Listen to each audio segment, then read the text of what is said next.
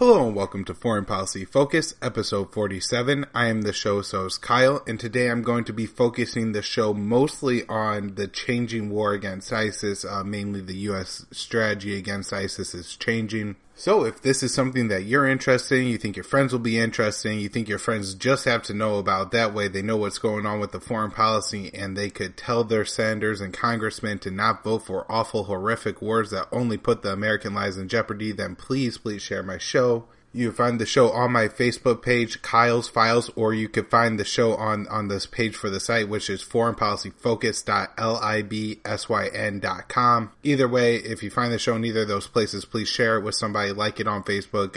Let's get the show out there. Let's get noticed. So thanks everybody who's doing that. So one of the very important things that has been going on since really the end of Obama's term, but especially since the end of Trump's term, or beginning of Trump's term, is the increasing amount of civilian casualties from U.S. airstrikes. Now, occasionally we will get reporters asking, hey, why are there so many airstrikes? Are you guys changing strategies? What's going on? Why is it different? And we've really seen an increase in U.S. interventionism across the Middle East since Trump took office. We had the most airstrikes being dropped in Afghanistan since 2012. And in just an unprecedented number of deaths in Mosul and in Syria from U.S. airstrikes. And so, you know, the reporters have at least been asking these questions. And most of the time they get stonewalled by the administration saying, no, nothing's going on. And then reporters just take that for an answer and don't question anything else. You never get the follow-up from the reporter and say, yeah, well, why are so many more civilians dying? And it seems like you're dropping an awful lot more airstrikes now. So it seems odd to me that that you guys wouldn't have changed your strategy, yet you're getting shockingly different results. Or write that article or push the administration to ever answer that, but nobody ever does. They simply just say, oh, well, you know, General Mattis or Donald Trump or whoever it was said, hey, guys, don't worry about this one. We're definitely not doing anything different, and they just take that at face value. And so for the first time, we got an admission from James Mattis that the U.S. strategy against ISIS is changing, and this is going on in Mosul and Raqqa, and we got some proof that this is going on and everything. But I should note that this wasn't in relation to any of the questions about more civilian deaths going on. And he was just, you know, making these comments that, hey, we're changing the war against ISIS. Now, it seems like I am beating up on Mattis quite a bit last show. I really went after him for his completely ridiculous and completely uninformed comments on Yemen. He went out there and had said that Iran was the destabilizing forces in Yemen, which is clearly not true. And so now we have him making more statements, and it's not just that I happen to be attacking Mattis. He just said a couple foolish things in a row. I'm sure eventually Trump will do that, and I've already really gone after Haley and Tillerson on this program, and certainly Obama and Clinton, and so I think it's just Mattis' turn to make a bunch of stupid comments in a row. Anyway, Mattis' comment was that the war against ISIS is changing from a containment operation where essentially they were trying to round ISIS up in these cities and then basically starve them out of the cities. And with the idea being that they would be able to, I guess, kill all of ISIS in this way. Like they kind of trapped them all in this one spot and then they were going to kill them all, which obviously had a ton of holes in the plan. The fact that hundreds of thousands of people live in these cities, and if you count them all together, I mean, the population that ISIS controlled was well in the millions at one point in time. And so to think that you have all these innocent civilians and then a few thousand ISIS fighters and you would be able to only kill the ISIS fighters was completely ludicrous. But if you remember back to the start of the Mosul invasion, I mean, this seems to was the U.S. and Iraqi government's plan, because they told all the people to stay in the city. They said, don't flee Mosul. And then they proceeded to bomb Mosul. And so now they're even dropping pamphlets on Mosul saying, get out of there. And so I guess the idea is that they are hoping that they're going to be able to kill off all the foreign fighters in Mosul. They're going to get all the civilians out, and then they're just going to lay waste to the rest of the city that remains in ISIS hands. Mattis called this a policy of complete annihilation. But now, on the face of this, I'm sure this is going to be a good and easy policy to sell. I'm sure the Trump supporters are just going to eat it up. Mattis is saying that the U.S. policy is now to annihilate ISIS, and who could agree with that? Who wants ISIS to exist? Absolutely nobody, certainly not myself. However, if we do look at the practical implications of what this policy will bring, it will just be more and more terrorism. Obviously, all these civilians will not be able to get out of the city. I think that they're somehow painting this picture as a way to say that anybody who remains in the city is an ISIS member. There's this idea that all the ISIS fighters now are foreign fighters, and so I guess they would be easy to be picked out of the Mosul population. And so as civilians flee, they could stop all the foreign people and they could say, "Hey, are you an ISIS guy?" and detain you and stuff like that. But this assumes that all the civilians are going to be able to walk out of Mosul, and that there's not going to be civilians that are just trapped inside of Mosul, completely innocent, elderly people, children, maybe. Maybe there's some people who simply can't escape quick enough. Because if you think about this, ISIS is going to kill anybody who tries to flee. This is known to everybody. And so if you tell people to flee, then you have to set up like these corridors for people to escape and try to make it really, really easy for people to get out of the city. Because if it takes them a long time or if it's difficult, ISIS is going to kill them. And then you have to have like roads that you know that ISIS doesn't have bombs planted on and snipers planted on. It's a real complicated thing to do. But if you're somebody who, say, has some kind of disability, or somebody who's elderly, or somebody who's very young, this probably isn't a very easy path to take. You're probably going to have to do some running, some jumping, some climbing to avoid getting, shot by either the ISIS snipers or misinterpreted as being members of ISIS and then killed by the Iraqi army or U.S. airplane. And so it's not easy kind of mission to complete to get out of the city just easy like that. And so I think you're going to have a real problem of a lot of people being stuck in the city. I mean, there's like 200,000 civilians still in areas controlled by the ISIS forces surrounded by the Iraqi government. And to think that all these people are going to be able to get out, I think is insane. And maybe even a good 10% of them won't be able to. And so it seems like the U.S. and the Iraqi government are claiming that if you don't have the physical ability, or if you don't have the ability or will to get out of the city of Mosul, then your life is forfeit and we're just gonna bomb everywhere and hopefully we don't hit you. Because these ISIS guys are so bad, dangerous, and terrible that we have to do everything we can to kill them. And if that means slaughtering a couple 100,000 innocent women, children, old people, and just, innocent, completely just going about their everyday lives, ordinary Joes, to do that, then like I said, in the view of the Iraqi government or the U.S. government, that's just what you have to do. In reality, we absolutely know that this will lead to an explosive amount of blowback. ISIS frequently carries out terrorist attacks in the city of Baghdad, which is, a Shiite-dominated city in the capital city. And recently, 31 civilians were killed by a car bomber who targeted an ice cream store. And so just discussing things like that are going to continue to happen to the Iraqi people. It's going to continue to fuel this hate between the different Muslim peoples, and just like terrorist attacks against the West fuel the hate of Westerners against Islamists, and so this problem will continue. And certainly, the slaughter of innocent people in Mosul, especially if there's people who were just like physically unable to escape, is certainly going to cause a lot of radicalization and just have terrible implications overall. Now, I don't want to say that the strategy the U.S. had prior to the Trump administration was working.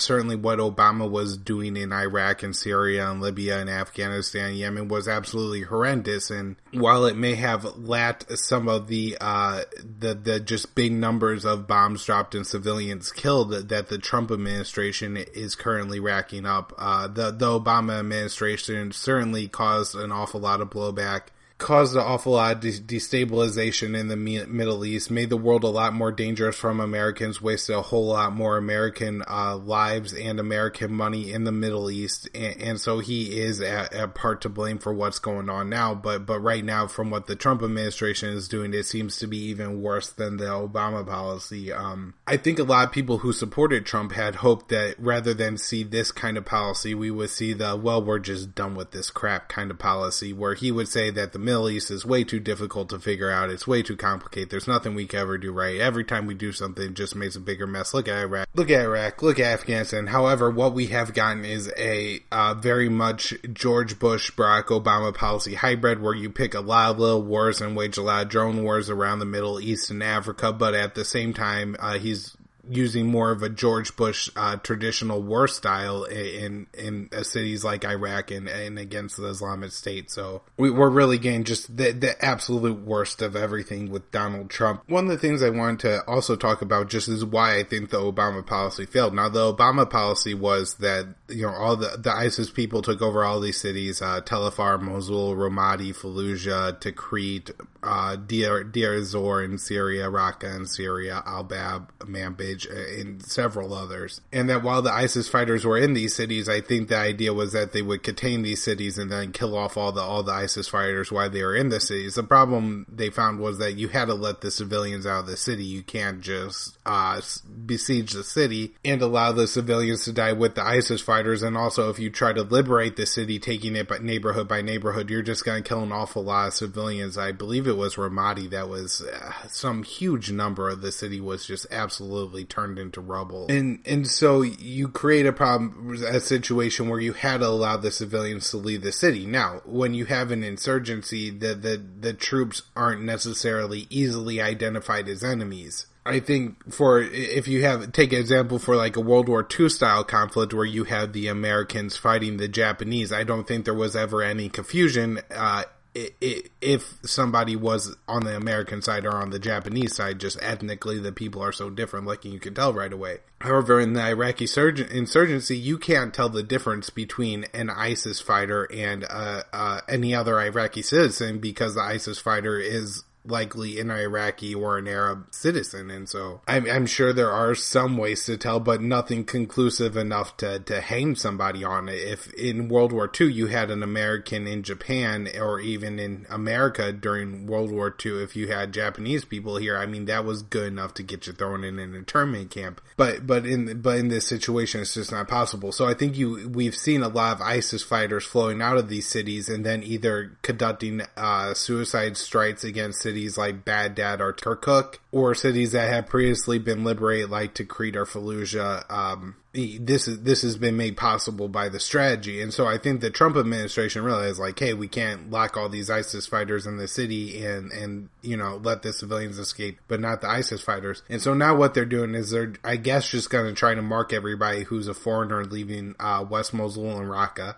And they're going to say, well, you're a possible ISIS fighter, and this is good enough to at least detain you for a while to find out if you're one of these guys. And anybody who remains in the city must be an ISIS fighter. And the only reason they won't come out is because they know we'll catch them and kill them. And so I mean, it's just a really ugly situation. And so it looks like the Trump administration thought the flaw of the Obama administration strategy against ISIS was that we weren't doing enough and we need to find a way to completely eliminate the ISIS. Unfortunately, the problem and the thing that they always miss and the mistake they always make is ISIS is an ideology. It's the production. It's what happens when you have foreign wars. You're going to have insurgencies and blowbacks. And so long as you're waging the war, you're always going to have the insurgencies and you're always going to face blowback for that reason. And so while it might sound nice that we're going to trap all the civilians or all the ISIS fighters in West Mosul and we're just going to bring the city down on top of them, unfortunately, you're going to kill a lot of civilians and it's going to be just an absolute travesty.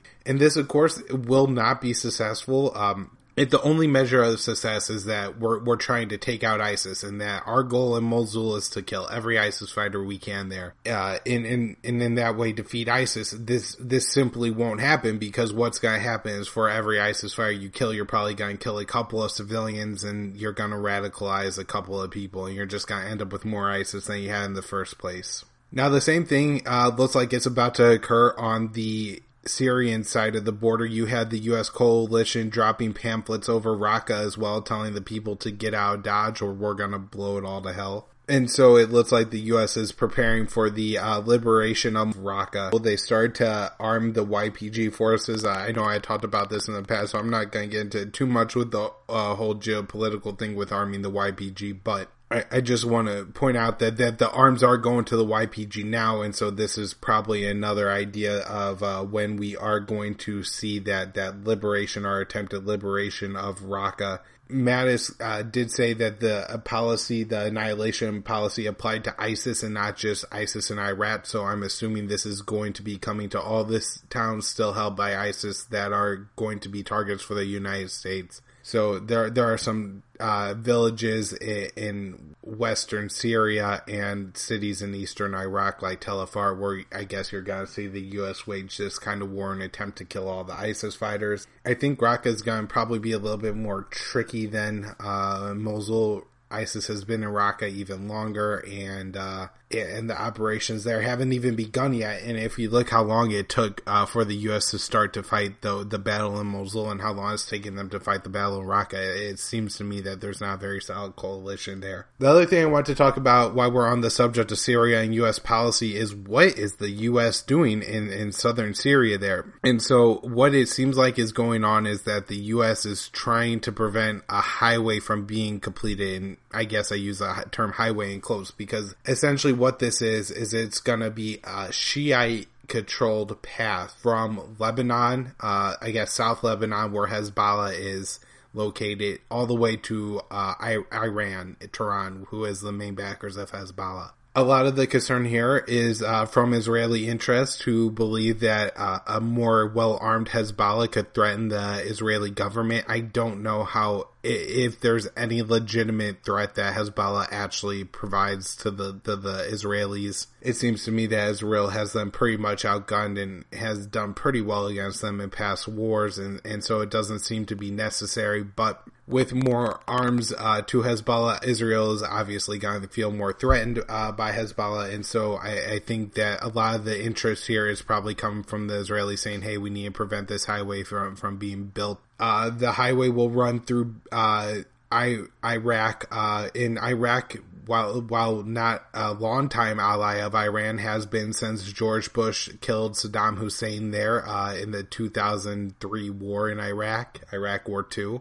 So what the U.S. really did in Iraq War II was they fought a war for the Shiites, which allowed the Shiites to kick all the Sunnis out of Baghdad, and for the Shia majority in southern Iraq to really rule the whole country there. And so this created a situation where Iraq was a longtime ally and nemesis of Iran. They now became allies themselves, and at times the Iranians have helped out the Iraqi army since then, and there's a lot of Iranian militias actually fighting in Iraq and Syria right now against ISIS. And so the part of this highway that is yet to be complete is in western Syria, from like south central Syria to west Syria from the Iraqi border. Some of this area is held by ISIS, some of this area is held by U.S.-backed groups, and we're actually going to get more in-depth with this next week with Will Porter's going to be coming on the show and talking about this. I'm real excited about that. But I did want to mention actually an article Will wrote where he said, like, how long can the U.S. maintain this strategy? How long can they prevent Assad from taking Syria and controlling this piece of ground, because this piece of ground is in Syria. And at this point, Assad, without any U.S. intervention, Assad will win the Syrian civil war. And it seems to me that eventually that the only way the U.S. is going to prevent this stretch of land from falling into the hands of the Syrian government and then completing the highway from Tehran to South Lebanon, the U.S. is going to have to directly intervene to prevent Syria from controlling this. So I guess we'll see what happens here. But it's something we all need to be concerned about. And hopefully we'll get some more insight from Will next week. I wanted to touch on a story coming out of Afghanistan as 80 civilians have been killed in Kabul in a suicide bombing. Kabul is the capital of Afghanistan. It sounds like somebody loaded a whole bunch of explosives in a sewage tanker and then detonated that vehicle about 400 yards from the German embassy in Kabul. It didn't sound like anybody from the German embassy was hurt, at least not when I read stories about it this morning. The concern for a lot of people, I think, in Kabul is that this kind of shows that the government is delegitimate. This is the capital of Afghanistan, and if they can't even keep terrorists from setting off massive terrorist attacks in the capital, then how strong is the government? I think it gives a pretty ominous tone probably to the civilians that the Taliban are coming back and that they are looking to reestablish power, or if you're somebody who supports the Taliban over the current Afghani government, because the current Afghani government certainly has a lot of nasty people and flaws in it, maybe you're looking forward to the return of the Taliban. And so I think this raises a lot of concerns about the legitimacy of the Afghani government. I want to touch on some stories coming out of the Philippines. The first is that in the city of Marawi, 100 ISIS fighters have taken the city, and so far there have been about 100 people killed in the operation for the Philippine government to try to retake this city. The president of the Philippines, Duterte, has declared a martial law in the Philippines, and it seems like they claim only 19 civilians have died there, but with all the explosions and everything, the number may be a little bit higher, and they're just identifying some civilians, ISIS fighters. Quite a number, over 20 Philippine troops have actually died in an attempt to retake the city. I think this is probably a little bit of foreshadowing of things to come in the Philippines.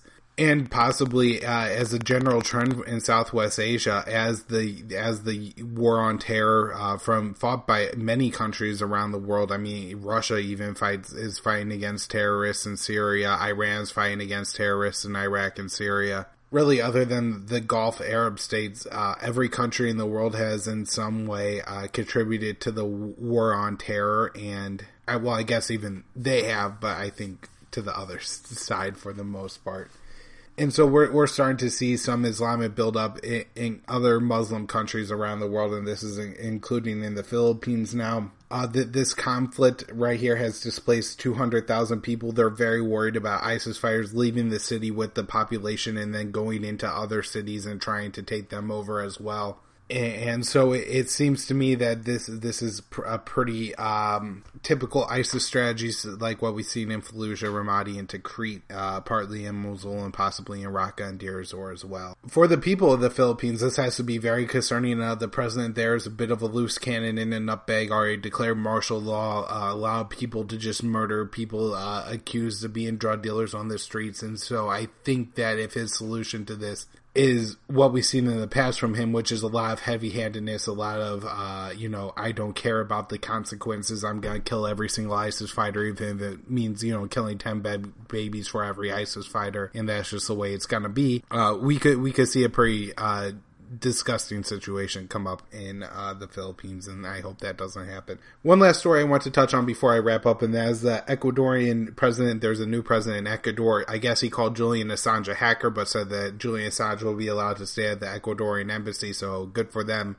WikiLeaks does the world a very, very important service with the information it provides about the governments of the world. It's one of the most useful sources for information in the world today, and I think looking back at history, some of the most important revelations and most important information that we're ever going to get is going to come from WikiLeaks, and historians will look to them for years to come to know what was really going on in our day. Alright, there I'm going to wrap up the show. I hope everybody's enjoying it. I will be back for another show on Friday to wrap up the week. Hopefully I'll have some good stuff. Hopefully we'll be recording a show with Will Porter this weekend and have that for you early next week. For those of you who like the show, please share the show, Facebook, Twitter, wherever you got it. I don't know, does Pinterest, can you share things on Pinterest and Instagram? I don't go on those, but if you can, share the show there. We got a really cool logo, so that has to look good on Instagram, right? I don't know. I'm on Twitter at KYAAALE. There's a private Facebook group for the show, Foreign Policy Focus. We talk about some cool stuff in there. My page on Facebook is Kyle's Files. My website is kylesfilesblog.com. Both of those spelled with a Y, not an I. And I'm on the libertarianinstitute.org on the blog there, posting my daily news roundups every day. Thanks, everybody.